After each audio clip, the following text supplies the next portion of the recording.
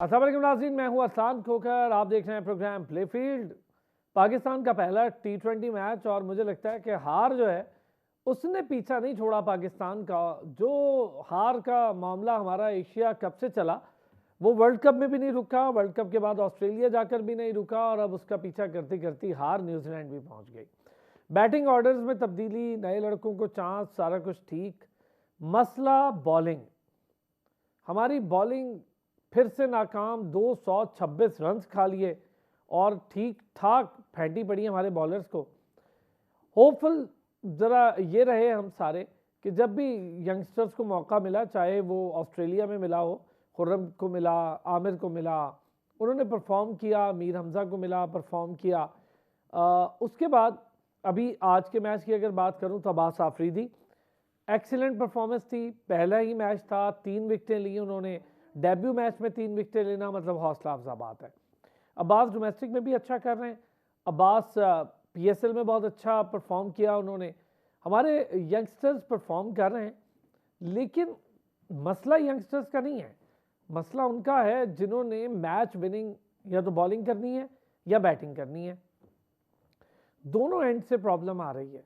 जहां पर match winners की हम बात करें, हमारे सीनियर बॉलर्स की बात करें, तो सीनियर बॉलर्स उस तरह से अपना रोल परफॉर्म नहीं कर पा रहे जो रोल उनसे एक्सपेक्ट कर रहे हैं हम। ख़ास तौर पे शाहीन शाह अफरीदी, पहला मैच था बतौर कप्तान उनका और पहले ही मैच में डिसीजन और चीज़ें, अभी पहला मैच है, बहुत जल्दी बात करना भी बहुत गलत होता है, लेकिन बहरहाल उनकी अपनी बॉलिंग फॉर्म पर बहुत ज़्यादा सवालात उठे हुए थे, उठ भी रहे। लास्ट टेस्ट मैच उन्होंने नहीं खेला और रेस्ट की गर्ज से कि न्यूजीलैंड जाना है, पहला सीरीज़ है बतौर कप्तान, तो चलें उन्हें रेस्ट लिया भी और ठीक भी हो गया। हम भी ये समझते थे कि चलें वर्कलोड मैनेज हो गया, हालांकि वो मैच हमारे लिए बहुत इंपॉर्टेंट था। पाकिस्तान ने आज बड़ी इंटेंट वाली बातें करते हैं सारे मिलके, तो बड़ी इंटेंट शो की थी। 8 ओवर्स में 90 रन भी बना दिए और पावर प्ले में भी अच्छा खेले। साइम अयूब अनफॉर्चुनेट रहे, रन आउट हो गए। फिर उसके बाद एक ऐसी लाइन लगी, रिजवान चलते बने, फ़खर चलते बने, मौका जिसको मिला वो चलता बना, इफ्तिखार चलते बने। आज़म खान, आज उन्हें मौका मिल गया खेलने का, पहला ही मैच 10 रन किए, पवेलियन चले गए। बाबर आजम खड़े रहे, अपनी फॉर्म तो बहाल की उन्होंने, 50 प्लस स्कोर किया और बॉल्स भी कम खेली, 160 के स्ट्राइक रेट से वो खेले, लेकिन फिनिशिंग करना बड़ा ही अलग किस्म का आर्ट है। आप एक्सीलेंट प्लेयर हो सकते हैं, टॉप ऑफ द एक्सीलेंट भी हो सकते हैं, उससे ज़्यादा ऊपर हो सकते हैं, लेकिन आप ग्रेट प्लेयर तब होते हैं जब आप फिनिश की तरफ जाते हैं। आप फैबुलस प्लेयर तब होते हैं जब आप फिनिश की तरफ जाते हैं। बहुत सी ऐसी मिसालें मौजूद हैं कि टेल एंडर्स के साथ खड़े होकर प्लेयर्स ने मैचेस जितवा दिए। बहरहाल हमारे यहाँ प्रॉब्लम हार नहीं है, हमारे यहाँ प्रॉब्लम परफॉर्मेंसेस का फुकदान हो गया है और एकदम से ऐसा काल पड़ा है परफॉर्मेंसेस का कि तमाम लोग सवालात भी पूछ रहे हैं, हैरान भी हैं, परेशान भी हैं। सोशल मीडिया हो या आपका मीडिया, टेलीविज़न मीडिया हो, हर बंदा एक चीज़ से परेशान है कि फॉर्म चली जाती है, एक साथ कैसे जा रही है सारे बड़े प्लेयर्स की। ये जीतती हुई टीम अचानक से हारना क्यों शुरू हो गई? T20 की टॉप टीम, वनडे की टॉप टीम, टेस्ट में अच्छी परफॉर्मेंस देने वाली टीम, अचानक एक साल में कहूँ तो ये हुआ क्या है, एक आधे साल में हार ऐसा मुकद्दर बनी है कि होम सीरीज टेस्ट की हो तो हारे, T20 की इंग्लैंड से खेली तो हारे, एशिया कप गए तो करीब करीब गए, फाइनल भी किसी एशिया कप का हमने 2-3 साल में खेल लिया तब भी हार गए। फिर लास्ट एशिया कप तो इतना बुरा रहा कि सोच भी नहीं सकते थे। नेपाल के खिलाफ बहुत अच्छा खेले, बाकी किसी से खेला ना गया। और वर्ल्ड कप में भी यही हुआ हमारे साथ कि एक आधा 2 मैच अच्छे और फिर गिरती उठती टीम सही से उठान ना भर पाई और उसकी कंटिन्यूटी ऑस्ट्रेलिया में भी 3 के 3 वाइट वॉश हो गया। इंटेंट वगैरह इन सारी चीज़ों पर, तेज़ खेलने पर, पाकिस्तान की हार और इन चीज़ों पर करेंगे बात। हमारे गेस्ट हमारे साथ मौजूद हैं। अरफा फिरोज़ की सीनियर स्पोर्ट्स जर्नलिस्ट हैं, हमारे साथ मौजूद हैं। शामिर खटक हमारे साथ मौजूद हैं, साबिक फर्स्ट क्लास क्रिकेटर भी हैं, क्रिकेट एक्सपर्ट भी हैं, एनालिस्ट भी हैं। साबिर हुसैन साहब क्रिकेट एक्सपर्ट हैं, क्रिकेट एनालिस्ट हैं, हमारे साथ मौजूद हैं। बहुत शुक्रिया जी तमाम हजरात का। साबिर भाई, आपसे अगर शुरू करें, क्या मामला है यार? पहले बड़ा लंबा टाइम हो गया एक हार का मज़ा चखे हुए और टीम इंटेंट आज जो जैसी इंटेंट थी, इंटेंट तो पूरी हो गई, शौक भी पूरी हो गई, ख्वाहिश भी पूरी हो गई बहुत सारे लोगों की कि इंटेंट दिखा दें, आप इंटेंट दिखा दी। अब इंटेंट के राइट मीनिंग क्या है, ये बड़ा समझने की अब ज़रूरत है। नहीं सर, देखिए ओवरऑल अगर देखा जाए तो जो चेंजेस टीम में की गई, ये तो चेंजेस एक्सपेक्टेड थी सिवाय 1 या 2 के। जिस तरीके की टीम सिलेक्शन इनफैक्ट इस पर्टिकुलर टूर के लिए हुई है 5 T20s के लिए, उसमें जो जिस तरह से विकेट कीपर्स का इंक्लूड किया गया था वो थोड़ा सा कहीं ना कहीं सवालिया निशान थे। ख़ास करके आज़म खान की बात करूँगा। उसके बाद अगर बात की जाए आज के मैच की, तो टॉस जीत के ऑब्वियसली एक अच्छा डिसीजन था, क्योंकि ऑकलैंड का जो ग्राउंड है ये एक इतना छोटा ग्राउंड है दुनिया में, अगर बाकी कंपेरिजन करें या बाकी ग्राउंड्स के साथ, तो यहाँ पे डिफेंड करना काफ़ी मुश्किल होता है। पिछला हिस्ट्री का रिकॉर्ड देखा जाए तो 46 रन से हार दे दी है उन्होंने हमें, तो क्या डिफेंड करेंगे, वो तो बड़ा अच्छा डिफेंड कर गए। सर हमारी बॉलिंग थोड़ी सी वेवर्ड रही, मैं जिस तरह से देखा जाए। चले बॉलिंग पे करते हैं पहले बात। जी जी, सबसे ज़्यादा डिसअपॉइंटिंग तो मुझे उसामा मीर की लगी, क्योंकि उनको इतना एक्सपीरियंस हो चुका है, ओडीआई में उनको काफ़ी चांसेस मिले हैं लॉन्गर फॉर्मेट में, उसके बाद T20s में भी आज उन्होंने अपना डेब्यू भी किया, 4 ओवर्स में 50 रन। और ये आप विकेट टेकिंग बॉलर हैं अगर देखा जाए तो, और आप शादाब खान को रिप्लेस कर रहे हैं क्योंकि वो इंजर्ड हैं, तो कहीं ना कहीं पे उसामा मीर का विकेट्स लेना ड्यूरिंग द ओवर्स वो सर बड़ा ज़रूरी था। शाहीन शाफरीदी ने स्टार्ट अच्छा लिया, मगर उसके बाद जितनी तारीफ़ कीजिए अब्बास आफरीदी की, 3 विकेट लिए डेब्यू पे और 34 रन दिए, ये भी काफ़ी खुशाइन बात है। तो देखिए डेब्यू जिन यंगस्टर्स ने किए काफ़ी हमें पॉजिटिव अगर करना चाहिए इस पर्टिकुलर मैच में, तो अब्बास आफरीदी का विकेट लेना है। साइम अयूब का ओपनर एज एन ओपनर जिस तरीके की परफॉर्मेंस उन्होंने दी अच्छा था, काफ़ी अनफॉर्चुनेट रहे, वो अनलकी भी रहे। अभी यंगस्टर हैं, इनको सीखने का मौका मिलेगा, रन आउट हो गए, अदरवाइज काफ़ी अच्छा स्टार्ट पाकिस्तान को मिल चुका था। अगर हम कंपैरिजन की बात करें तो देखिए केन विलियमसन ने 57 रन बनाए, उनका स्ट्राइक रेट 135 पे था। बाबर आजम ने आपके 57 रन बनाए, उनका स्ट्राइक रेट 160 था। तो मगर पाकिस्तान में ज़्यादा क्रिटिसिज्म होगा बाबर आजम के, केन विलियमसन के ऊपर जो है उनके ऊपर क्रिटिसिज्म नहीं होगा अपनी कंट्री में। तो कहीं ना कहीं पे हमें एक रियलिस्टिक होना पड़ेगा कि जितना बड़ा टोटल आपको चेस करना हो, आपके पास एक बैट्समैन ऐसा चाहिए जो कि आखिरी एंड तक खड़ा रहे। फिनिशर्स की जिस तरह आपने अपने इंट्रोडक्शन में बड़े अच्छे तरीके से एक्सप्लेन किया कि फिनिशिंग का रोल होना चाहिए पाकिस्तानी बैट्समैन का। खासकर बाबर आजम की बात करें, देखिए बाबर आजम अकेले तो खड़े रहते हैं, मगर उनके साथ विकेटें भी होनी चाहिए। विराट कोहली ने अगर चेस किया था, आपको याद होगा मेलबर्न में इंडिया के खिलाफ, पाकिस्तान के खिलाफ जो स्कोर चेस किया था, हार्दिक पांड्या वहाँ पे मौजूद थे। तो कहीं ना कहीं पे आपके जो अदर एंड है वहाँ पे भी विकेटें होना वो ज़रूरी था। तो पाकिस्तान ने आज आई थिंक विकेट्स थोड़े जल्दी लूज़ कर लिए।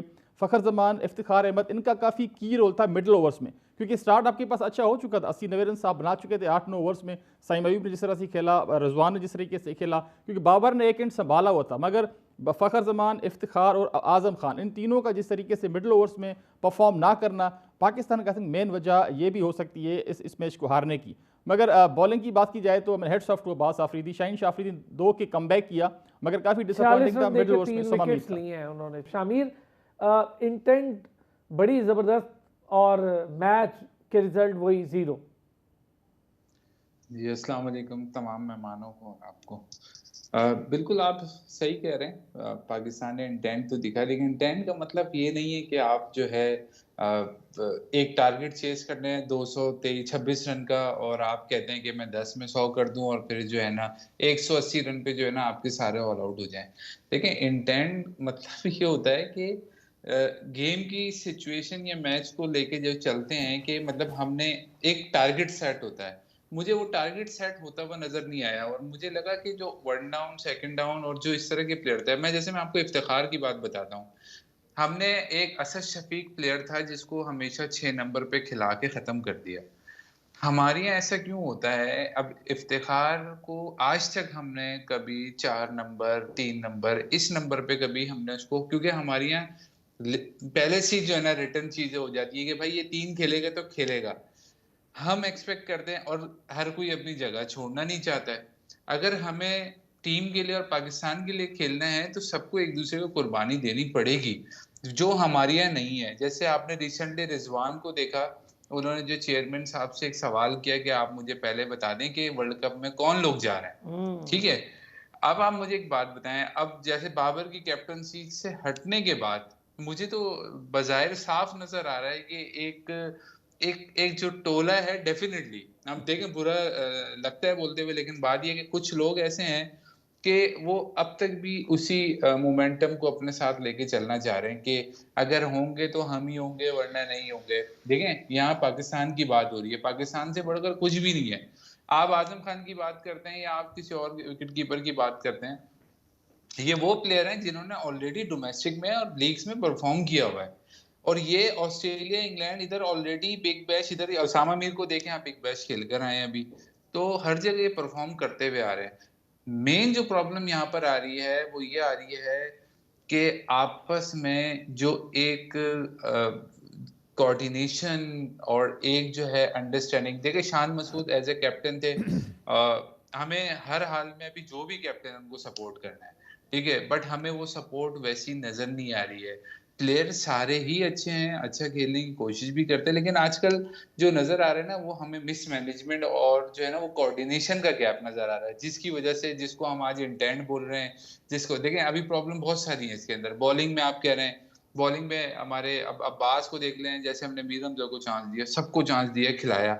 देखिए हम खिलाएंगे तो प्लेयर प्रोड्यूस करेंगे ना, बाहर बिठाने से प्लेयर प्रोड्यूस नहीं होगा। रिजल्ट्स भी आपको पता है कि हारेंगे भी, और डेफिनेटली आज हमारे यहाँ क्या होता है, हम प्लेयर को एंगेज करते हैं, नए प्लेयर को खिलाने के बाद क्या कहते हैं, कुछ अरसे के बाद टीम से बाहर कर देते, वो गायब हो जाते हैं, वो नजर ही नहीं आते ऐसे।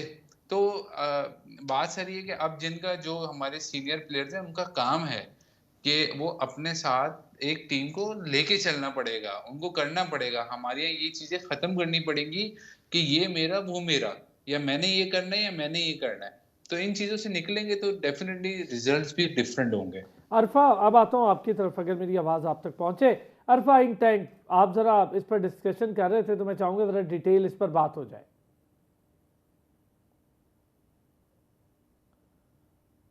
अच्छा चलें, मैं अरफा से ज़रा रब्ता कर लेते हैं, फिर हम बात करते हैं। साबिर भाई, हम इंटेंट पर आते हैं क्योंकि बहुत बहुत ज़्यादा बात आप इंटेंट की कर। मैं समझता हूँ इंटेंट थोड़ा सा डिफरेंट एक ओपिनियन हो सकता है मेरा, या थोड़ी सी डिफरेंट परसेप्शन है। इंटेंट के लिए सबसे बेहतर एक डेफिनेशन मुझे लगती है, जो ओपनर्स हैं वो पावर प्ले का इस्तेमाल करें, मिडल ऑर्डर विकेट रोक कर स्ट्राइक करे, रोटेट करे और स्कोर करे। अच्छा, फिर जो पावर हिटिंग का शोबा है 5-6 नंबर पे, वो आए और आखिरी ओवर्स में आके 30-40 रन चाहिए हो तो वो करें। फिर ऑलराउंडर का काम ये है, अगर पावर हिटर में से कोई एक चला गया तो उसके साथ खड़ा हो और सिचुएशन के मुताबिक स्कोर करे। इंटेंट का हरगिज़ मतलब ये नहीं है कि जो ओपनर खेल रहा है वही 10वें तक खेलता रहे, आए शॉट मारें चले जाएं, आए शॉट मारें चले जाएं। राइट तरीका होता है कुछ डेफिनेशन समझने, प्लानिंग करने का। आज साइम अयूब बहुत अच्छा खेल रहे थे, थोड़ी जल्दबाजी कर गए, रन आउट हो गए। रिजवान, बॉल कनेक्ट हो रही थी, सारा कुछ था, जल्दबाजी की स्कोर के चक्कर में और आउट हो गए। फिर हम 90 भी कर गए 8 ओवर्स में, उसके बावजूद मैच का रिजल्ट हमारे हक में नहीं आया। तो इंटेंट राइट क्या है और इंटेंट गैर ज़रूरी तौर पर यूज़ क्या है उसका, ये समझना बहुत ज़रूरी है। तो देखें, इंटेंट वालबन ये नहीं होता कि आप हर बॉल पे मार धाड़ शुरू कर दें, ठीक है। आप इंटेंट प्लानिंग के साथ करते हैं कि इंटेंट एक प्लेयर की नहीं होती, इंटेंट ओवरऑल टीम मैनेजमेंट की होती है, जो 11 प्लेयर्स होते हैं उनकी होती है। इंटेंट आपकी बॉलिंग में होती है, इंटेंट आपकी फील्ड सेटिंग में भी होती है, ठीक हो गया। फील्ड सेटिंग आप सेट करते हैं कि आपने विकेट की तरफ जा रहे हैं या आप डिफेंसिव जा रहे हैं। आप बैटिंग की अगर बात कर रहे हैं तो आपने जो आपका रन रेट है, आपको पता था कि आपको 227 का आपका टारगेट है, तो आपकी इंटेंट यही थी कि कम से कम हमने 9-10 पर रन्स पर ओवर की तरफ जाना है और हमने विकेटें भी अपने हाथ में लेनी। तो ये आपकी एक इंटेंट में सारी चीज़ें आ जाती हैं। ऐसा नहीं होता कि आप इंटेंट आंखें बंद करके आप हर बॉल पे मारें, आप एक ओवर में 6 छक्के मारें, ऐसा नहीं होता। आपने प्लानिंग के साथ जाना होता है। न्यूजीलैंड ने भी अच्छा स्टार्ट किया था, मगर उनके जो प्लेयर्स थे वो एक विकेट पे ठहर के खेले, चाहे विलियमसन हो गए, चाहे डेल मिचेल हो गया। तो ये हमारे यहाँ थोड़ा सा डिफरेंस आ गया। आप देखें ना, 225 के स्ट्राइक रेट से खेला एक प्लेयर और 135 के स्ट्राइक रेट से खेला एक प्लेयर। एग्जैक्टली, एक ने 50, एक ने 60 करके, तो उन्होंने अपना स्कोर 226 लगा दिया और खड़े भी रहे, मारा भी। तो सर यही चीज़ें आपको सिखाती भी हैं। अब साइम अयूब ठीक है, यंगस्टर है, उन्होंने कुछ मैचेस खेले हैं, मगर उन्होंने एक अच्छे तरीके से पाकिस्तानी बैटिंग टीम को एक आगाज़ दिया। उसके बाद फ़र्ज़ बनता था रिजवान का, बाबर आजम का। बाबर आजम ने काफ़ी हद तक अपना रोल प्ले किया मेरी नज़र में, क्योंकि उन पर हमेशा क्रिटिसिज्म होता है कि स्ट्राइक रेट उनका 160 का स्ट्राइक रेट था। उसके बाद रिजवान जिस तरीके से आउट हुआ, आई थिंक स्टार्ट काफ़ी अच्छा था, आपके 64 रन हो चुके थे 6 ओवर्स में। तो रिजवान की विकेट को देखें, गेम अवेयरनेस बड़ी इंपॉर्टेंट चीज़ है। ये भी एक इंटेंट में शामिल होती है कि यार आपको पता है कि हमने तकरीबन 11 रन 10 11 रन समय चाहिए और हमारा जो रन रेट है वो इतना ही चल रहा है। यही तो इंटेंट है कि एग्जैक्टली गेम तो आपको जो है अवेयरनेस, वो असल में तो गेम अवेयरनेस होती है इंटेंट की, यार जो रिक्वायरमेंट है सिचुएशन। अच्छा अरफा आ गए साथ में, ज़रा अरफा की बात पहले कंप्लीट करूं क्योंकि अरफा से आज 2-3 चीज़ें बड़ी डिस्कशन वाली हैं। अरफा इंटेंट प्लीज़, मैं चाहूँगा इस पर हम ज़रा बात कर लें। अरसलान, वही मैं देखें बात कर रहा था कि आपका जो भी वेल सेटल्ड एक कॉम्बिनेशन होता है आप उसको लेकर चलते हो, ना कि आप उसी के साथ एक्सपेरिमेंट्स करना शुरू हो जाते हो। रिजवान और बाबर की ओपनिंग पोजीशन के लिए मैं कंप्लीटली एडवोकेट करता हूं। मैं ये नहीं समझता कि आप उनके ओपनिंग पेयर को डैमेज करें, उसको ब्रेक करें just for sake of new experiments. आपने अगर एक्सपेरिमेंट करनी है आप तब करते हो जब आपकी प्रॉपर एक लाइनअप वेल सेटल्ड होती है। पाकिस्तान की जो प्रॉब्लम है वो इस टाइम ओपनर्स नहीं है, पाकिस्तान की जो प्रॉब्लम है वो मिडिल ऑर्डर है, वो लेट मिडिल ऑर्डर है। पाकिस्तान से फिनिशिंग नहीं हो पा रही। पाकिस्तान के जो खुशदिल शाह, आसिफ अली जो पहले आए थे उनकी रिप्लेसमेंट हमें चाहिए। हमें उन चीजों को फोकस करना है, ना कि हमें ओपनिंग स्लॉट को करना है। बाबर रिजवान पर एक क्रिटिसिज्म होता है कि यार इनका स्ट्राइक रेट जो पावर प्ले में अच्छा नहीं होता। आप ये चीजें तमाम भूल रहे हो कि यार तकरीबन 7 बार उन्होंने 100 प्लस पार्टनरशिप किए हुए, 200 तक उन्होंने लगाया हुआ है। आप ये चीज भूल रहे हो कि कम से कम वो एक स्टेबिलिटी या एक जो सीमेंटेड किस्म की एक जो स्ट्रॉन्ग बेस होती है वो तो आपको T20 में प्रोवाइड करते हैं ना। अब जरूरी तो नहीं है कि सारा स्ट्राइक रेट का मलबा जो है वो बाबर रिजवान पर ही डालना है। आपने बाकी खिलाड़ियों को भी तो देखना है। हॉर्सेस फॉर कोर्सेज वाली एक पॉलिसी होती है, जो एक खिलाड़ी होता है उसका एक नेशनल डोमेन होता है। आप ये एक्सपेक्ट नहीं कर सकते कि शाहिद अफरीदी पहली बॉल पे आके जो टुक टुक करेंगे तो मिसबा पहली बॉल पे आके छक्के मारेंगे। यही हालात हैं। बाबर रिजवान से अगर आपको एक्सपेक्ट करना है तो यार उनसे स्टेबिलिटी, पार्टनरशिप बिल्डिंग आपने एक्सपेक्ट करनी है। आपने उनसे छक्के चौके पहली बॉल से ब्लाइंड स्लॉगिंग नहीं एक्सपेक्ट करनी। I am all for Saim Ayub कि ठीक है यार टैलेंट है, डोमेस्टिक पे उसने परफॉर्म किया है, उसने व्हाइट बॉल क्रिकेट को अपनी रेड बॉल क्रिकेट में कन्वर्ट करने की कोशिश की है। एक अच्छा प्रोस्पेक्ट है पाकिस्तान के लिए, लेकिन आपने उसको साथ चलाना है। आपने जो आपकी बनी बनाई चीज है उसको डैमेज नहीं करना just for sake of intent. मैं इस पेस से, इस इंटेंट से, इस स्ट्राइक रेट से मैं वाकई बहुत ज्यादा पक गया हूं, लिटरली पक गया हूं कि इस बात को समझते नहीं है। आपने तरीके से जो है वो आगे चलना है। आपने ऐसा नहीं है कि बिल्कुल ही जाकर एक आउट ऑफ नोवेयर आपने अपने आप को जो है वो पांव पे कुल्हाड़ियां मारनी है। आपको चाहिए था बाबर रिजवान के साथ आपने एक्सपेरिमेंट अगर करना था तो ठीक है आप कर लेते, लेकिन चौथे या 5 T20 में जाकर करते, ना कि आप पहले T20 में कर रहे हो। दैट मींस कि आप शुरू से ही आपका सीरीज जो है वो सील करने का आपके दिमाग में बिल्कुल कोई प्लान नहीं है। आपने बाबर और रिजवान पे जो फोकस किया हुआ, जो चीज आपकी स्टेबिलिटी प्रोवाइड करती थी आपने उसी को डैमेज कर दिया। जो मिलती थी एक स्टेबिलिटी वही आपके पास अब नहीं है, तो बाकियों को जो है वो आप अब क्या जो है उस पर क्रिटिसाइज करेंगे। एक छोटा सा ब्रेक से आऊँगा, जो बात अरफा कर रहे हैं कि जी आपने एक्सपेरिमेंट करने होते हैं। आप 2 मैचेस जीत जाए, तीसरे में एक्सपेरिमेंट कर लें, 3 जीत जाएं, सीरीज सील कर लें, 2 में एक्सपेरिमेंट करें, बल्कि क्या नई टीम खिला दें, दबा के करें एक्सपेरिमेंट।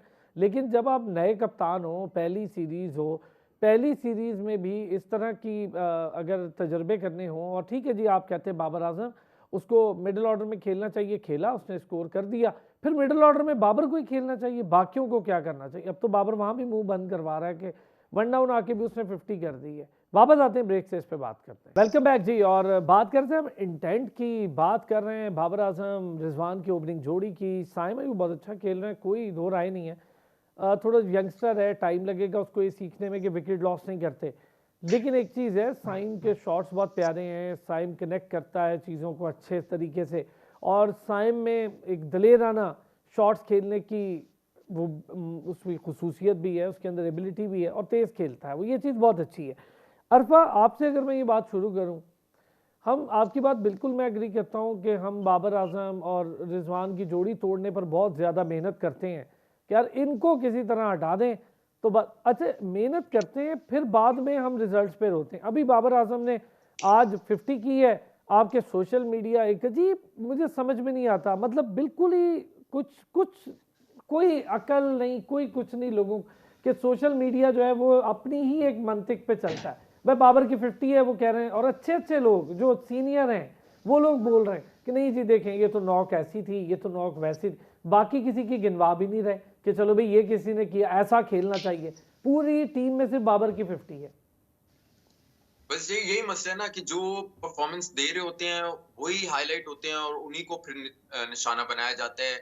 रिजवान और बाबर की यही खसूसियत थी ना कि उन्होंने T20 में टीम को संभाला हुआ था, ओपनिंग में वही नजर आते थे, उन्हीं को तनकीद का निशाना बनाया। और अब बाबर आजम की तो खैर मैं कहता हूँ वो तो एक पर्सनल ग्रजेस हैं कुछ लोगों के, इसमें इंक्लूडिंग मुझे अफसोस के साथ कि अपनी जो हमारी जर्नलिज्म की जो बरादरी है हाँ उसी नासिर बाबर आजम के अगेंस्ट है।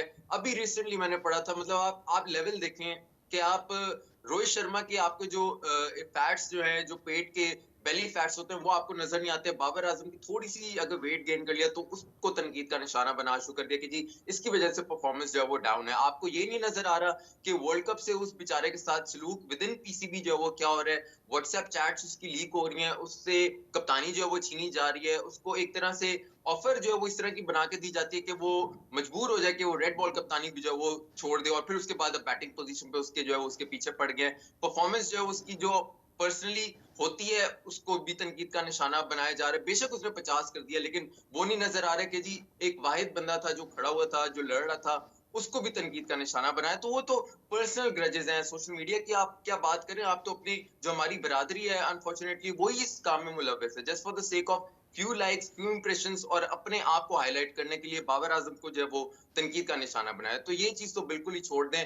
मुझे टीम मैनेजमेंट जो एक प्रोफेशनल चीज है उससे मुझे हैरानी होती है कि यार आप साइम अयूब को आपने करना है टेस्ट तो well and good, very good आप करें, लेकिन आप क्या ही अच्छा होता है कि आप पहले 3 मैचेस में रिजवान बाबर से ओपनिंग करवाते, उसके बाद चौथे या पांचवें में साइम को लाते, या किसी को भी अगर आपने बनाना है अपना कॉम्बिनेशन।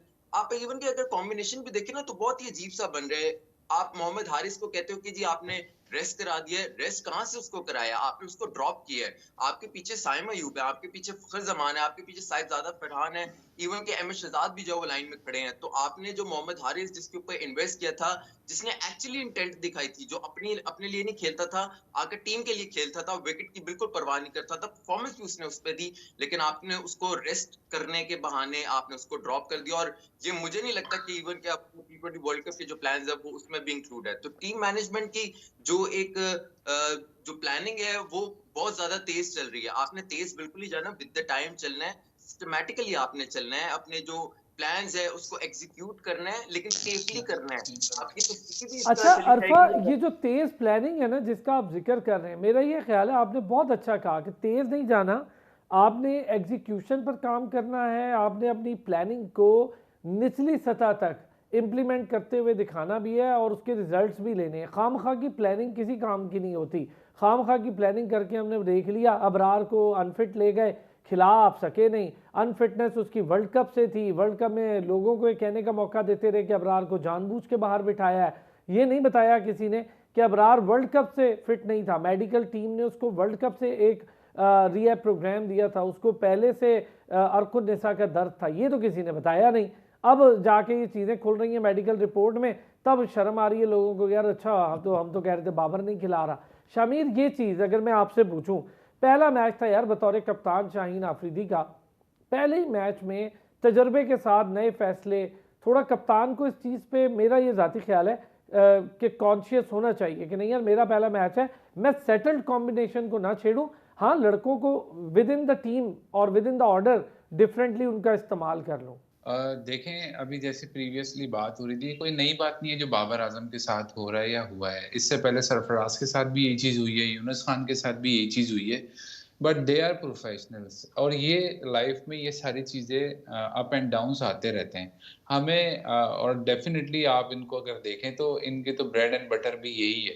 तो ये सब चीज़ें तो फेस करनी होती हैं। बट एज ए प्रोफेशनल, अगर आप एज क्रिकेटर आप क्रिकेट खेल रहे हैं और आप का टाइम ही सारा क्रिकेट में इन्वेस्ट होता है, तो ये सिर्फ पाकिस्तान में नहीं है, दुनिया में इस तरह की चीज़ें होती रहती हैं। अब बाबर आजम का कंपैरिजन करें विराट कोहली के साथ, तो विराट कोहली ने आप उसकी काफ़ी इनिंग्स उठा के ऐसे देख लेंगे, वो मैच फिनिशर है, ठीक है। मुश्किल हालात में भी वो इस तरह की बैटिंग करते हैं।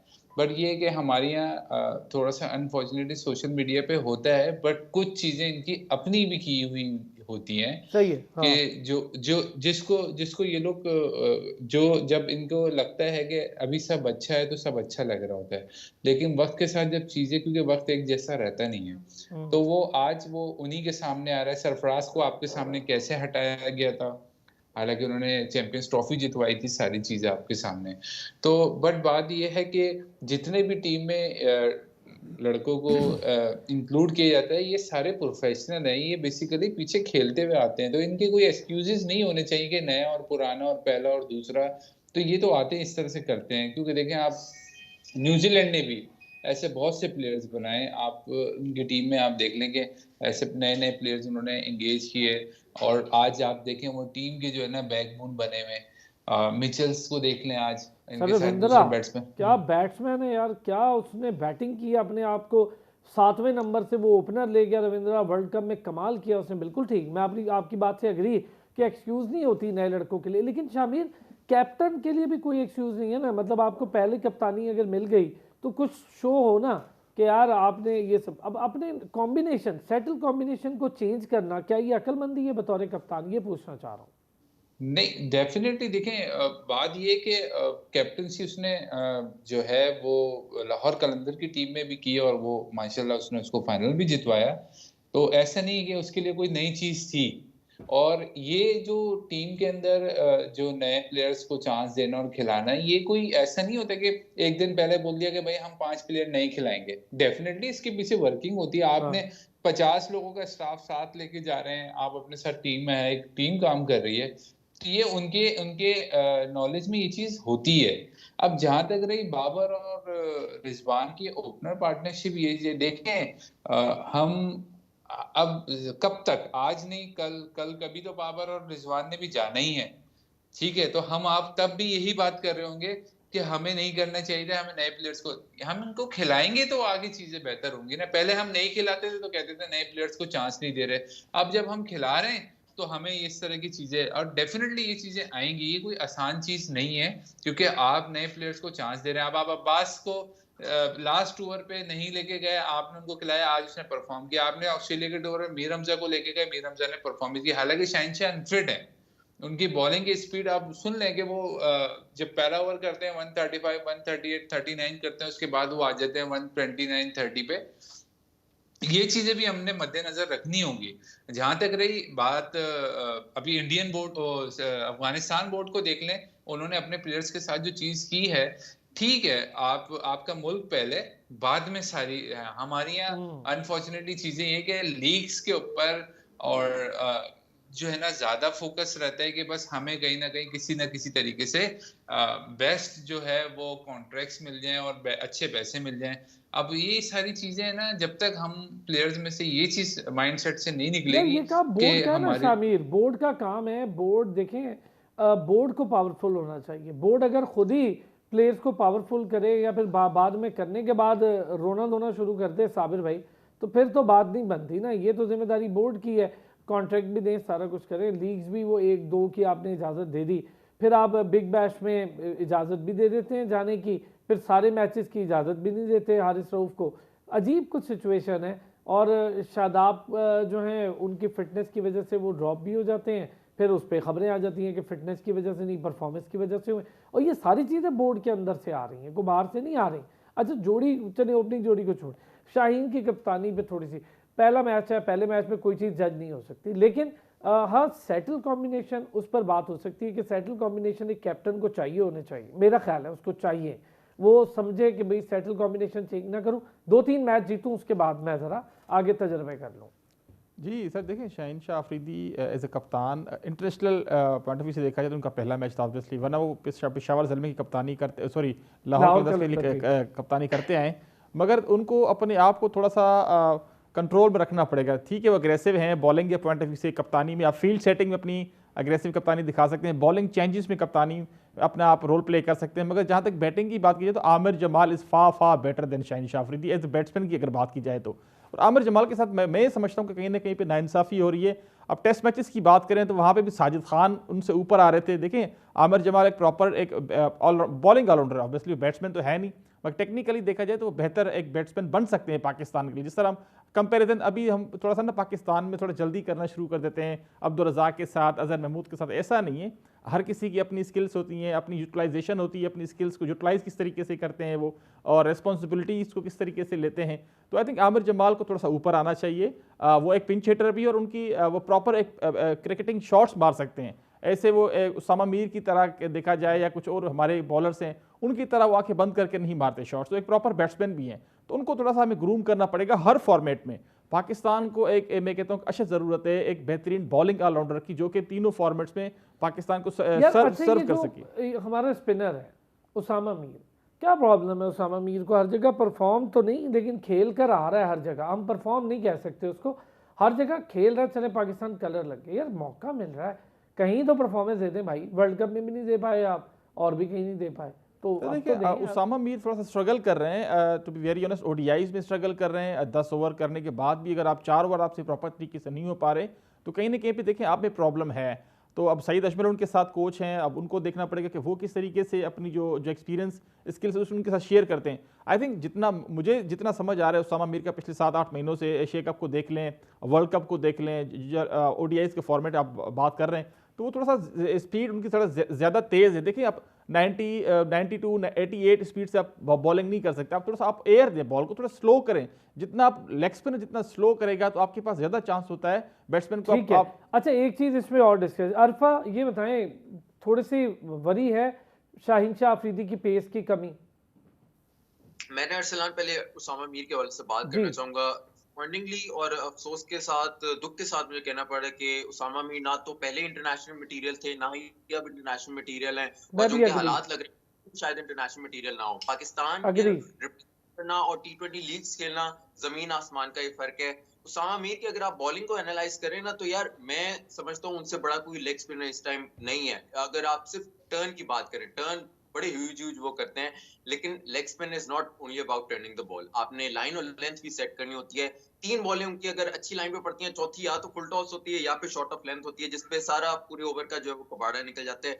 और दूसरी बात, बॉडी लैंग्वेज, कॉन्फिडेंस। मुझे बहुत हैरानी होती है कि एक वर्ल्ड कप जिस खिलाड़ी ने इंडिया में जाकर खेला है, उसके कॉन्फिडेंस का ये हाल है कि एक चौका अगर आपको पड़ जाए, वो भी आपकी अपनी गलती पर, आपकी बॉल की जो लाइन लेंथ है वो ठीक नहीं है, आपका चेहरा जो वो देखने वाला होता है। ये बॉडी लैंग्वेज या ये सेल्फ कॉन्फिडेंस के साथ तो उसामा मीर इंटरनेशनल क्रिकेट में सरवाइव नहीं कर पाएंगे, अफसोस के साथ। एट द सेम टाइम अगर आपने, ठीक है, इनको थोड़ा सा और पुश कर ले, मुझे पर्सनली इनसे उम्मीद इतनी ज्यादा नहीं है उसामा मीर से। अगर किसी पे इन्वेस्ट करना था तो दैट वाज ठीक है। जाहिद महमूद। मैं उसामा आपकी मीर और बात से जाहिद 100 नहीं 200% अग्री अरफा, के बहुत टाइम हो गया, खिला रहे हैं, मौका दे रहे हैं, लेकिन यार कुछ करने की ज़रूरत है।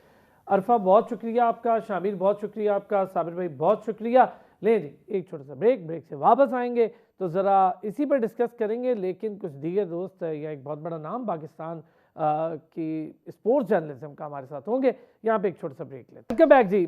पाकिस्तान स्पोर्ट्स जर्नलिज्म का बहुत बड़ा नाम हमारे लिए उस्तादों की हैसियत रखते हैं, सीनियर स्पोर्ट्स एंकर हैं, और मेरा ख्याल है जो चीज़ लिखते, जो चीज़ बोलते हैं मिर्ज़ा साहब, या जितनी हिस्ट्री, इंसाइक्लोपीडिया ऑफ स्पोर्ट्स है मिर्ज़ा साहब। मिर्ज़ा इकबाल बेग साहब ने हमें स्पेशली ज्वाइन किया, मैं बहुत शुक्रगुजार हूँ, उनका वक्त निकाल लेते हैं, उनके अपना शो भी होता है, फिर भी हमारी रिक्वेस्ट पे जूनियर्स के लिए कुछ वक्त निकालते हैं। मिर्ज़ा साहब अस्सलाम वालेकुम सर। वालेकुम अस्सलाम, बहुत बहुत शुक्रिया आपके तारुफ का अरसलान। आप कैसे हैं? खैरियत सर से? बिल्कुल ठीक। नहीं सर, तारुफ की बात ही नहीं है सर, आपसे सीख रहे हैं, जो जो आप बोलते हैं हम सीखते हैं। मिर्ज़ा साहब ये बताएं सर, ये जो पहला मैच हुआ 46 रन से हम हारे, बाबर आजम, इतनी तनकीद हम इंटेंट को लेकर करते हैं, मुझे बताएं आपकी इंटेंट ने आपको कौन सा रिजल्ट दिया है सर? 8 ओवरों में 90 रन करके सारी इंटेंट एक तरफ और रिजल्ट एक तरफ रह गया। दरअसल बहुत सारे फैक्टर्स थे पाकिस्तान की शिकस्त के। एक तो पाकिस्तान की आखिरी 6 विकेटें 21 रन के इजाफे पर गिरी, 159 फॉर 5 थे, और फिर उसके बाद आखिरी विकेट 159 फॉर 4 थे, और उसके बाद धड़ाधड़ 6 विकेटें गिर गई, पाकिस्तान 180 पे ऑल आउट हो गया। बैट्समैनों ने जो है वो बहुत जल्दबाजी की, लगता है मार धाड़ शुरू कर दी थी। जिस तरीके से एक तो इब्तिदाई अरसलान बड़ी गलत अंदाज से, वो इतना अच्छा खेल रहा था, 8 गेंदों पर साइम अयूब ने जो रन बनाए, 2 चौके 3 छक्के, लग रहा था कि वो कुछ करेगा, लेकिन वो रन आउट हो गया। मेरे ख्याल में बाबर आजम को उन्होंने अपनी जिम्मेदारी लेनी चाहिए थी। 50 रन करके आउट होना जो है वो कोई बड़ी बात नहीं है। अगर आप टीम को आखिरी लम्हे तक, आखिरी हद ना पार कराते हुए ले जाए, तब तक तो आपकी इनिंग्स की वैल्यू रहती है, वरना 50-60 तो हर कोई करके टीम में रहने के लिए करता है। मेरे ख्याल में बाबर आजम को आज इंटेंट दिखानी चाहिए थी। उन्होंने रन्स तो किए, लेकिन लगता ये है कि उन पर बहुत ज़्यादा दबाव दबाव है, तो उन्हें कप्तानी से हटा दिया गया, फिर उनका नंबर तब्दील कर दिया गया, फिर जिस तरीके से ऑडियो लीक आई बाबर आजम, उससे भी जहनी दबाव का शिकार हुए। तो बहुत सारे फैक्टर्स उनकी नाकामी का सबब बने ऑस्ट्रेलिया में, जहां उन्होंने सिर्फ 126 रन बनाए 6 टेस्ट इनिंग्स में, और यहाँ पर वो चले अपने टच में नजर आए, बट इन माय ओपिनियन उनको मैच फिनिश करना चाहिए मिर्जा था। साहब, आप समझते हैं कि बोर्ड के जो इस वक्त अपने मामलात हैं वो भी कुछ ज़रा ठीक नहीं है, उनकी वजह से टीम पर ट्रिगर डाउन इफेक्ट आ रहे हैं? बाबर आजम को वर्ल्ड कप के अंदर ही टारगेट करना शुरू कर दिया था, कभी उसकी चैट लीक कर रहे हैं, कभी उसके बारे में कि जी वो जा रहा है कप्तानी से, और नाम भी आ गए थे कप्तानों के। तो जब इंजमामुल हक शान मसूद से मिले तो आपसे बेहतर कौन जानता है सर, वहीं से नाम आ गया था कि अब तो शान कप्तान आ रहा है टेस्ट का, शाहीन आ रहा है T20 का। तो ये जो चीज़ें हैं, फिर बाबर को दोबारा से हमने उसको, रिजवान को वाइस कैप्टन भी बनता देखा, हालांकि कभी उसको बनाना नहीं था कप्तान। आपने कहा जरा ठीक नहीं चल रहे, बहुत ज्यादा खराब चल रहे हैं पाकिस्तान क्रिकेट के बोर्ड के मामलात। 5 जुलाई 2023 से, जब से ज़का अशरफ साहब ने पाकिस्तान क्रिकेट बोर्ड की क्रिकेट मैनेजमेंट कमेटी के चेयरमैन का ओहदा संभाला है, मामला दुरुस्त सम्त में जाने के बजाय इधर उधर जा रहे हैं। और ज़का अशरफ साहब, मैं उन पर इसलिए तनकीद करता हूं कि अगर आप क्रिकेट को सही अंदाज से चलाएं, बादशाह सलामत के अंदाज से नहीं चलाएं, अगर आप क्रिकेट को क्रिकेट की समझ रखते हुए चलाएं, तो आपको कामयाबी आपके कदम चूमेगी। अब उनके बयानात देखें, अभी वो ऑस्ट्रेलिया में थे, उन्होंने ग्लेन मैकग्रा को ऑफर कर दी कि आप पाकिस्तान आकर हमारी जो है वो हाई परफॉर्मेंस सेंटर में कोचिंग कर रहे हैं। अभी वो इन जो फॉरेन कोचेस थे कि चले मॉर्नी मॉर्कल तो रिजाइन कर गए, लेकिन मिकी आर्थर और फिर उसके अलावा ग्रांट ब्रैडबर्न, एंड्रयू पुटिक, वो सब मौजूद थे, और वहां जाकर वो भी अब चले गए, वहां जाकर ऑफर कर रहे थे। क्रिकेट के मामला दुरुस्त सम्त में नहीं चल रहे। पाकिस्तान की आप देखें सिलेक्शन कमेटी में, आप वहाब रियाज को ले आए, उसका क्या तजुर्बा है, और वहाब रियाज को मुबैना तौर पर 25 लाख रुपए महाना दे रहे हैं। वजीर आला पंजाब के मुशीर बराए खेल भी हैं। आप सोहेल तनवीर को चीफ सेलेक्टर लेकर आ गए। इंजमामुल हक की आपने इंक्वायरी रिपोर्ट कहा था कि जी आएगी, वो इंक्वायरी रिपोर्ट ही नहीं आई इंजमामुल हक की। तो अब आप बताएं मुझे कि जिस तरीके से जिस सम्त में मामला जा रहे हैं, कभी आप कोचेस तब्दील करते हैं, कभी सेलेक्टर्स तब्दील करते हैं, कभी कुछ करते हैं, कभी कुछ करते हैं, आप इतनी भारी रकमें खर्च कर रहे हैं। आपका तो मैंडेट था इनका, ज़का साहब का, कि इलेक्शन कराएं, लेकिन वो इलेक्शन कराने के बजाय इस गहमी में ऐसे मगन हो गए कि सब चीजें भूल गए, जिससे पाकिस्तान क्रिकेट को नुकसान पहुंच रहा है। अरसलान, अब आप देखें जून में T20 वर्ल्ड कप है, पाकिस्तान के 5 मैच यहाँ न्यूजीलैंड में, फिर न्यूजीलैंड पाकिस्तान आएगी, 5 T20 वो यहाँ खेलेगी, फिर पाकिस्तान जाएगा इंग्लैंड, वहां 3 T20 खेलेगा, शायद आयरलैंड में भी 3 T20 है, नेदरलैंड के कैंसिल हो गए, और फिर उसके बाद वर्ल्ड कप में जाएगा। तो टीम का कॉम्बिनेशन जो है वो दरअसल अगर देखा जाए तो बन नहीं पा रहा टीम का कॉम्बिनेशन, जिसकी वजह से मसाइल और मुश्किलात पैदा हो रही हैं। अच्छा मिर्जा साहब, एक चीफ इलेक्शन कमिश्नर भी आके बैठ गए PCB में, इलेक्शन के लिए काम करना है, समझ, और कोई एक, मेरा नहीं ख्याल अभी तक कोई ऐसी चीज़ मुझे पता चली, आप तो खैर बहुत, आपको तो नॉलेज होगी इसकी सर, मुझे कोई नहीं पता चल रही कि कुछ कर भी नहीं वो चीफ इलेक्शन कमिश्नर, या वो भी अभी बैठे हुए हैं कि जब तक ज़का अशरफ कुछ करें तो ही मैं कुछ करूं। नहीं, देखिए चीफ इलेक्शन कमिश्नर अभी इन्होंने नए बनाए ना, पहले अहमद शहजाद फारूक खुराना थे, वो अपना केस लेकर अदालत में चले गए। अब इन्होंने शाह खावर साहब को बनाया, जो साबिक एडवोकेट भी रहे हैं और जज भी रहे हैं, एडवोकेट जनरल भी रहे, लेकिन बज़ाहिर कुछ नजर नहीं आ रहा। पहले इन्होंने उनको हटाकर जो है वो अपने एक लॉयर को जो भावलपुर के थे उन्हें बना दिया, महमूद साहब को। अब बहुत सारे मसाइल हैं मेरे ख्याल में, ये इस हवाले से मुखलिस है ही नहीं कि इंतखाबात कराए जाए। ये इस चक्कर में एक तो आइन की शिक भी आड़े आ रही है ना, PCB का आइन जो उसको तब्दील कराने के चक्कर में लगे हुए थे, सुना है मैंने। अब इसमें कहाँ तक सदाकत है कि जिसमें कहा गया था कि कम से कम ग्रेजुएट होना चाहिए पाकिस्तान क्रिकेट बोर्ड का चेयरमैन। तो बहुत सारे मसाइल हैं, शायद इसीलिए इलेक्शन नहीं करा रहे, शायद इसीलिए गवर्निंग बोर्ड को तश्कील नहीं दे रहे। अब ये जो निगरान हुकूमत है ये क्या कर रही है? इन्होंने तो उनको मजीद वक्त दे दिया था, जहाँ हालांकि वर्ल्ड कप के बाद वो खत्म हो रहे थे, वर्ल्ड कप के दौरान उनको 3 महीने का टेन्योर दिया गया था, 5 जुलाई से अगस्त, सितंबर, अक्टूबर, नवंबर तक का। फिर नवंबर में उनको मजीद एक्सटेंशन दे दी गई 4 फरवरी तक। तो अब देखते हैं 4 फरवरी को क्या होता है, मामला। अच्छा मिर्जा साहब, इसमें भी एक मजाक बन गया ना सर, पहले वो आपके ब्रॉडकास्टिंग राइट वाला मसला, और वो उस पर एक लेटर लिखना पड़ा, PCB कहने लगा हम रोज रोज की चीजें नहीं पूछ सकते, गवर्नमेंट ने कहा जी पूछो हमसे, आपने डे बाय डे अफेयर्स पे काम करना है, फिर वो भी इजाज़त मिल गई, वो भी चले 6 अरब से ऊपर के बिक गए, एक अच्छा काम हो गया। मुझे सर मिर्जा साहब, ये जो सारी चीज़ें होती हैं इनका प्लेयर्स पर तो इफेक्ट होता ही होता है, लेकिन आप प्लेस पे इफेक्ट के बाद कप्तान वाले मामले में क्यों बोर्ड खुद घुस गया कि कप्तान बनाएं, प्लेयर पावर तोड़ें, ये जो इत्तेहाद है इसको ख़त्म करें? ये समझ, कभी शकील शेख साहब ये काम करते दिखाई देते थे, अब ज़का अशरफ साहब और उनके बेटे। बिल्कुल आपने सही निशानदेही की। सेठी साहब के दौर में शकील शेख थे, यहाँ इनके बेटे खान मोहम्मद अशरफ हैं, वही क्रिकेट को लोग कहते हैं चला रहे हैं। लेकिन इस तरह की चीजें मैं समझता हूँ अब से 11-12 साल पहले जब ज़का अशरफ साहब चेयरमैन बने थे तो हम उस वक्त सही तरीके से चला रहे थे, लेकिन इनकी और नजम सेठी की जो चपकलिश शुरू हुई कि एक दूसरे को नीचा दिखाने की, उसकी वजह से ज़का साहब को जाना पड़ा। लेकिन अब हम समझ रहे थे कि पिछले तजुर्बे के बाद वो ज्यादा बेहतर अंदाज से चलाएंगे, लेकिन ऐसा नहीं है। जिस तरह के वो डिसीजन ले रहे हैं, जिस तरह उन्होंने पीसीबी को एम्प्लॉयमेंट एक्सचेंज बनाया हुआ है, जिस तरह मुख्तलिफ लोगों का तकर्रुर करें, निकाल तो सकते नहीं। डायरेक्टर मीडिया समीउल हसन का केस सबके सामने है कि उनको इन्होंने फारिग किया, वो अदालत चले गए, अदालत ने उनको रीइंस्टेट कर दिया। तो खुद ही अपने पैरों पे कुल्हाड़ी मार रहे हैं, इस तरह के इकदाम कर रहे हैं। मैं समझ रहा हूँ कि ज़का साहब को होश के नाखून लेने चाहिए, क्रिकेट को क्रिकेट की तरह चलाए जो उनका काम है। इलेक्शन कराए, अगर जीतते इलेक्शन तो आ जाए, पाकिस्तान क्रिकेट बोर्ड के चेयरमैन बन जाए। हम उनके दुश्मन थोड़ी, हम तो चाहते हैं कि क्रिकेट बेहतर समत में जाए। पाकिस्तान के जो 25 करोड़ अवाम है वो क्रिकेट से जुनून की हद तक मोहब्बत करते हैं, लेकिन जिस तरह से मामला चलाए जा रहे हैं अरसलान, आप देखें आईपीसी मिनिस्ट्री इनको खत लिखती है। पहले एक आईपीसी सेक्रेटरी हनीफ औरकजई को ओएसडी बना दिया गया, अब अरशद नदीम अरशद कियानी साहब जो है वो आए हैं। बहुत सारी चीजें हो रही हैं और अब नए आईपीसी मिनिस्टर फवाद हसन फवाद भी आए हैं। वो क्या नोटिस लेते हैं? कोई पूछने वाला नहीं है। पाकिस्तान क्रिकेट बोर्ड जो है शुतरे बेमुहार बना हुआ है कि वो जिस संप में जाता है चला जाता है, कोई उसकी अकाउंटेबिलिटी नहीं। अच्छा सर, आपने जिक्र किया ना आईपीसी मिनिस्ट्री का, एक मीटिंग थी फीफा के साथ, वो मीटिंग कैंसिल हो गई।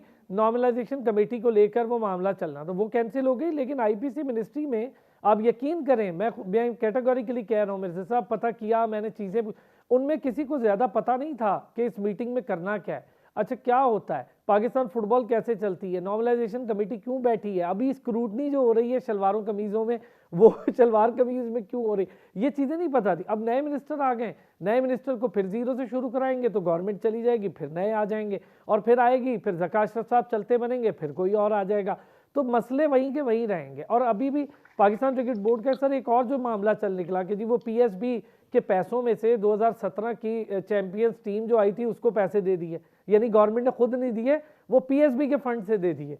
यहाँ तो पता नहीं सर क्या चल रहा है।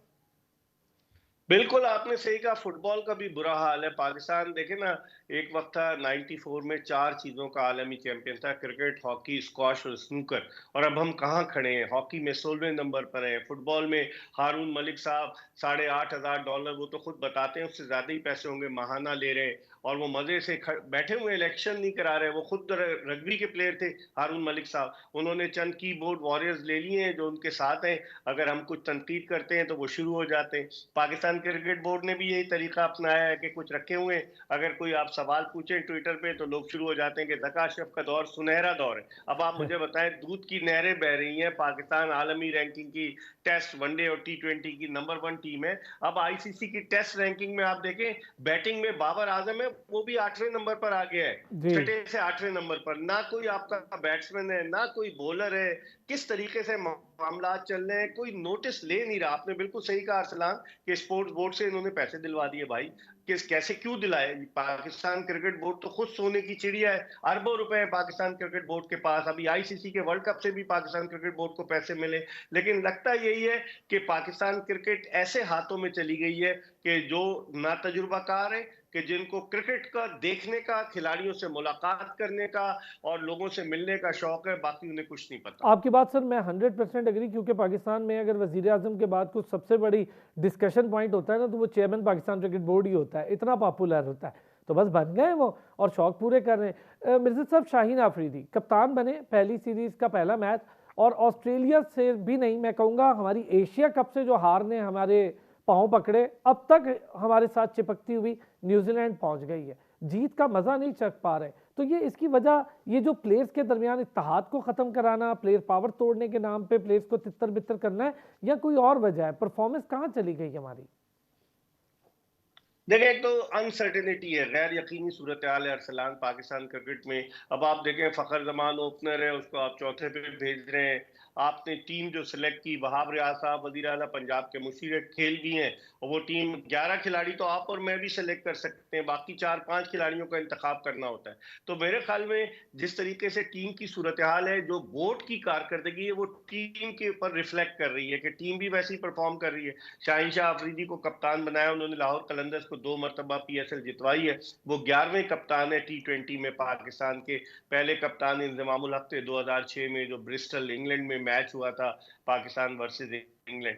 तो 11वें कप्तान है। अब शाहीन शाह अफरीदी कप्तानी का दबाव ले सकते हैं या नहीं? उन्होंने 1434 ओवर्स और 3 गेंदें की हैं इंटरनेशनल क्रिकेट में जब से इस मैच से पहले तक। और अगर आप T20 क्रिकेट कहें तो 409 ओवर्स और 5 गेंदें उन्होंने T20 इंटरनेशनल मैचेस में की हैं। तो एक आदमी जो 2018 से मुसलसल क्रिकेट खेल रहा था, बीच में 1 साल का गैप भी आया जब वो अनफिट हो गए, आप उस पर बहुत ज्यादा दबाव डालेंगे तो कहीं मुझे लगता है वो ब्रेक डाउन ना हो जाए। तो अच्छा, अब देखते उसकी हैं क्या सर होता उसकी है। स्पीड भी हाँ। तो कम हो गई मिर्जा साहब, स्पीड भी कहीं चली गई। अच्छा वैसे मिर्जा साहब सॉरी, लेकिन एक चीज जरूर कहूंगा, इस वजह से मिर्जा साहब को हम सारे इंसाइक्लोपीडिया कहते हैं। हमें इस उम्र में चीजें याद नहीं होती, मिर्जा साहब को बॉल से लेकर स्ट्राइक रेट हर चीज याद होती। मिर्जा साहब स्पीड भी चली गई ना कहीं। अच्छा, ऑस्ट्रेलिया में भी हमने हाँ। देखा स्पीड बिल्कुल नहीं रही।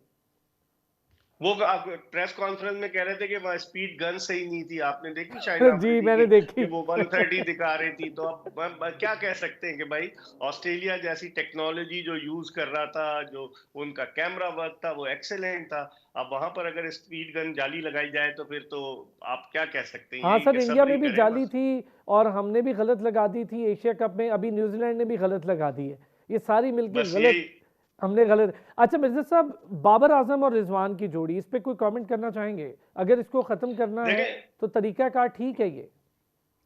नहीं, ये तो इस जोड़ी ने T20 में पाकिस्तान के लिए बेशुमार कारहाय नुमाया सर अंजाम दिए। मेरे ख्याल में मुझे लगता है कि टारगेट किया जा रहा है बाबर आजम को। जो आपने अरसलान कहा ना कि टीम के इत्तेहाद को तितर बितर करने की कोशिश की जा रही है, तो लग यही रहा है कि साइड लाइन करो, जो नहीं मानता, जो सरे तस्लीम खम नहीं करता इनके सामने, उसको जरा मजा चखाओ। ऑडियो लीक में तो बातें सबने सुन ली ना कि किस तरीके से बादशाह सलामत अपने ख्यालात का इजहार कर रहे थे। तो मुझे लग रहा है कि बाबर आजम को टारगेट बनाया। और अभी देखिएगा आप 1-2 मैचेस में शायद उसको रेस्ट भी कराएं, रिजवान को भी शायद रेस्ट कराएं, बहुत सारी चीजें। अब देखें, दुआ करें कि अल्लाह पाकिस्तान क्रिकेट को बेहतर सम की सर जानिब लास्ट लेकर जाए। क्वेश्चन मिर्जा साहब, मुझे पता है आपने जाना है बहुत जल्दी है, सिर्फ ये बता दें सर, ये जो उसामा मीर है और ये और फहीम अशरफ खेल तो रहे हैं, परफॉर्म नहीं कर रहे। उसामा मीर उस इंटरनेशनल स्टैंडर्ड का बॉलर मुझे नहीं लगता, आपकी राय इस पे मुझसे बेहतर जाहिर होगी। ये नवाज को और शादाब को वापसी के रास्ते खुद खोल के देते हैं। बिल्कुल, उसामा मीर ने डिसअपॉइंट किया, आज भी उसने डिसअपॉइंट किया और उसने वर्ल्ड कप में भी डिसअपॉइंट किया। लेकिन उसने डोमेस्टिक में आउट किए हुए थे, लाहौर कलंदर्स के ट्रेनिंग कैंप में उसकी बहुत सारे फ्लॉज थे, उसने दूर किए, बड़ी मेहनत की, वापस आया। लेकिन इंटरनेशनल क्रिकेट और डोमेस्टिक क्रिकेट में जमीन आसमान का फर्क है। और फहीम अशरफ तो टीम में इसलिए आ गए थे कि वो साबिक वजीर आजम से जाकर मिल लिए थे लंदन में, आपको याद होगा तस्वीर आई राना फहीम अशरफ। उनका उनका ताल्लुक फूल नगर से है, वो भाई फेरू जिसका पुराना नाम था। और फूल नगर के राना मोहम्मद इकबाल जो है वो मुस्लिम लीग नवाज के बड़े अहम रहनुमा है, डेप्टी स्पीकर रह चुके पंजाब असेंबली के। तो कहीं ना कहीं ताने बाने जाके मिलते ही है ना अरसलान, क्या कर सकते हैं। Sir thank you so much, thank you so much sir. बहुत शुक्रिया, सीनियर स्पोर्ट्स बहुत जर्नलिस्ट एंकर शुक्रिया। पर्सन मिर्जा इकबाल बेग साहब हमारे साथ मौजूद थे। Encyclopedia of Pakistan sports, not only cricket, हर चीज़ पे डिस्कशन। और इंशाल्लाह मिर्जा साहब के साथ एक सोलो प्रोग्राम हम आगे करेंगे और पूरा करेंगे हम हॉकी, फुटबॉल और पाकिस्तान क्रिकेट पर। इस वक्त के मामलात जिस पर हम बात कर रहे हैं, मिर्जा साहब ने भी इसकी बिल्कुल नफ़ी की है कि जो जोड़ी है उसको फिल वक्त चलने देना चाहिए था T20 की, जो बाबर और रिजवान की सूरत में, और अरफा या साबिर भाई या शामिल खटक जो भी आज हमारे साथ रहे, उनका ये ख्याल ज़रूर था कि 2-3 मैचेस आप स्टेबल होकर जीतें। 3 मैचेस की जीत के बाद आप तजर्बे भी करें, 2 मैचेस होते हैं पूरे के पूरे तजर्बे करने के लिए। पहला टूर है शाहीन शाह अफरीदी का, अगर पहले ही टूर में शाहीन अफरीदी खुद ना भी करे तो टीम मैनेजमेंट वहाँ बैठी है, हफीज़ बैठे हैं, इन्फ्लुएंस करते हैं हफीज़। और अब सही है, हफीज़ की इन्फ्लुएंस हमें दिखती भी है, तेज़ भी आज खेलते हुए हमें टीम दिखी। इंटेंट और राइट अप्रोच, ये 2 अलग चीज़ें हैं। इसको बहुत ज़्यादा क्लोजली देखने, ऑब्जर्व करने और इम्प्लीमेंट करने की ज़रूरत है। सबको एक साथ मिला नहीं देते। कि आपकी इंटेंट अच्छी होनी चाहिए। मैच हारे तो हारें, फिर मैचेस हारेंगे आप, मैच नहीं हारेंगे। मिस फील्डिंग, ड्रॉप कैचेस, ये भी जान नहीं छोड़ के दे रहे, फील्डिंग पर कोई तवज्जो नहीं है। और शायद हमारे डोमेस्टिक स्ट्रक्चर ही ऐसा है कि डोमेस्टिक में हमारी फील्डिंग पर एक एक बॉलर के 6-6 7-7 कैच छूटते हैं, वो बेचारा फिर भी 6 विकेटें लेता है। तो लेता वो कुल 12-13 विकेटें, लेकिन उसकी होती 6 ही हैं। तो वो फील्डिंग कंटिन्यू होती पाकिस्तान टीम में आती है। और पाकिस्तान टीम में फील्डिंग ड्रिल्स के लिए जो कोचेस पहले काम कर रहे थे, बहुत अच्छे कोचेस थे जो काम कर रहे थे। हमें फॉरनर कोचेस की ज़रूरत है फील्डिंग के लिए काम करने की। जो कोच इस वक्त फील्डिंग के लिए काम कर रहे हो पाकिस्तानी भी हैं, और कोई बहुत अच्छे फील्डर वो खुद भी नहीं थे। चलें जी, आज के प्रोग्राम से अब तक के लिए इतना ही। फिर होती है अगले हफ्ते आपसे मुलाकात। अपना ख्याल रखिएगा।